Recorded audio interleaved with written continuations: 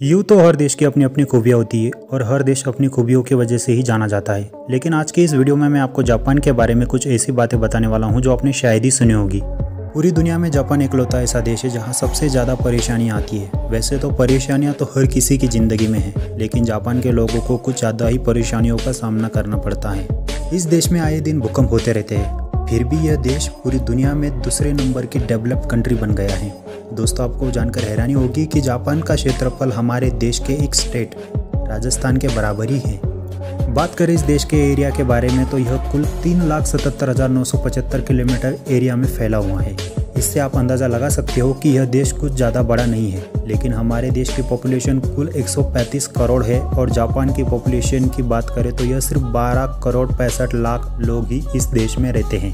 इस देश की पॉपुलेशन इतनी कम होने के बावजूद भी यहाँ के लोग बहुत ही ज़्यादा हाईटेक और एडवांस ज़िंदगी जीते हैं। यह देश भारत, पाकिस्तान, नेपाल, श्रीलंका और बाकी कंट्री से कम 20 साल आगे है। कोविड-19 महामारी को देखते हुए पूरे विश्व में मास्क लगाने की सलाह दी जाती थी, लेकिन जापान इकलौता ऐसा देश है जहाँ के लोग कोविड-19 से पहले भी और आज भी हमेशा मास्क लगाकर ही चलते हैं। वैसे तो बात अगर सुरक्षा की आ ही गई है तो एक रिसर्च में यह पता लगाया गया है कि जापान में हर साल कम से कम 2000 से भी ज़्यादा भूकंप होते हैं। इससे आप अंदाज़ा लगा सकते हो कि जापान में हर रोज़ कहीं ना कहीं एक भूकंप तो ज़रूर होता है। इतनी सारी कठिन परिस्थिति में रहने के बाद भी यहाँ के लोग एक नई सिरे से अपनी ज़िंदगी की शुरुआत करते हैं। यहाँ के लोग अपनी मुसीबत को अपनी ताकत बनाकर आगे बढ़ने में विश्वास रखते हैं और यही कारण है कि यह देश आज पूरे विश्व में अपनी एक नई पहचान के साथ आगे बढ़ रहा है। और हम भला जापान के एजुकेशन सिस्टम को कैसे भूल सकते हैं, जहाँ हमारे देश में डिग्री और नंबर के पीछे भागते रहते हैं, लेकिन जापान में बच्चों स्कूल में जाना शुरू करते हैं तो सबसे पहले उनको मोरल शिक्षा दी जाती है और उनको 3 साल तक कोई एग्ज़ाम देने की ज़रूरत भी नहीं होती है। दोस्तों, आपको जानकर हैरानी होगी कि जापान के स्कूलों में कोई भी सफाई कर्मचारी नहीं होता है। बच्चों को सफाई के प्रति जागरूक करने के लिए जापान के स्कूलों में साफ सफाई स्कूल के बच्चे और टीचर दोनों मिलकर करते हैं। जापान में आपको कहीं भी कचरा कबाड़ा देखने को नहीं मिलेगा। जापान की नालियों में तक मछलियाँ तैरती है। यहाँ की पानी की नालियाँ तक कितनी साफ़ होती है। जापान के बच्चों को स्कूल में जो सफाई के प्रति जागरूक किया जाता है वह अपने पूरे जीवन में याद रखते हैं और अपने देश को, अपने घर को, अपने शहर को साफ रखने के लिए हमेशा तैयार रहते हैं।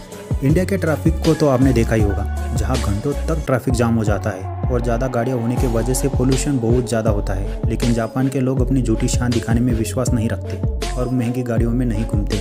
वह ज़्यादातर अपनी फिजिकल अच्छा बनाए रखने के लिए साइकिल का इस्तेमाल करते हैं, इसलिए जापान में पोल्यूशन भी नहीं होता है। जापान में आपको कभी भी बड़ी तोंद वाले लोग देखने को नहीं मिलेंगे। और वही हम बात करें दोस्तों जापान के टेक्नोलॉजी की, तो बुलेट ट्रेन का नाम तो आपने सुना ही होगा, लेकिन क्या आपको पता है जापान में ऐसी बुलेट ट्रेन है जो बिना ड्राइवर के चलती है। जी हाँ दोस्तों, जापान की यूरेकामस लाइन की ट्रेनें बिना ड्राइवर के ही चलती है। जापान में मैग्नेटिक ट्रेन भी चलने लगी है, जो ट्रेन की पटरी से 1 से 2 इंच ऊपर चलती है। इसको करीब से देखने के बाद ऐसा लगता है कि ट्रेन हवा में तैर रही है, लेकिन वह मैग्नेटिक फोर्स के कारण हवा में तैरती है। आमतौर पर जापान की ट्रेनें कुछ सेकंड या कुछ मिनटों के लिए ही लेट होती है, लेकिन बात करें हमारे देश की तो घंटों तक इंतजार करना पड़ता है प्लेटफॉर्म पर खड़े खड़े। जापान में जनसंख्या तो बहुत कम है, लेकिन आपको जानकर हैरानी होगी कि जापान में रोबोट्स की संख्या बहुत ही ज़्यादा है। यहाँ के लोग खुद काम कम करते हैं, लेकिन रोबोट से ज़्यादा करवाते हैं। आपको बड़ी बड़ी कंपनियों से लेकर छोटी शॉप में भी रोबोट्स देखने को मिल जाएंगे।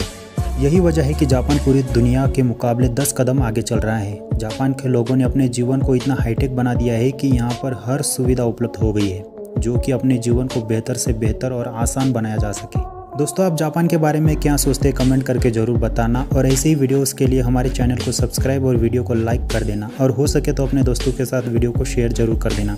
मिलते हैं हम आपको ऐसे ही नए और फ्रेश वीडियो के साथ, तब तक के लिए धन्यवाद।